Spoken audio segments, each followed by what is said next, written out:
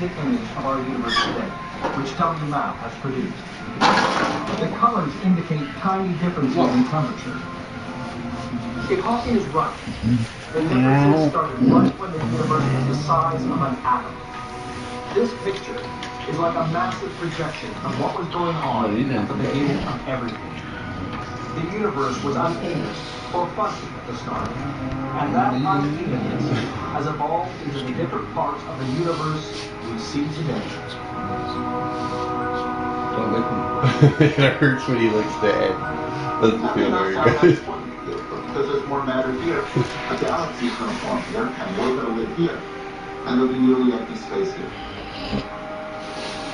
By studying the properties of fluctuations, we can learn about these fundamental fluctuations in the early little universe that gave rise to it. And us. Nobody's got food to eat up. These galaxies would never have formed. Just that one little lick. Explosion of time Don't like it. and space would not have done the You job. don't like it. It is the roughness of the moment of creation that gave rise to matter and galaxies. As Hawking suspected, we live because of the imperfections of creation. Good boy.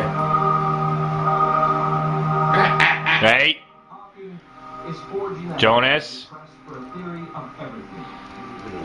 Today, Chew the all pillow. of That's your us couch. racing Chew the pillow. alongside you. Incredible experiments are now being built in outer space and deep underground, which will try and probe She was deeper right to into be the there. very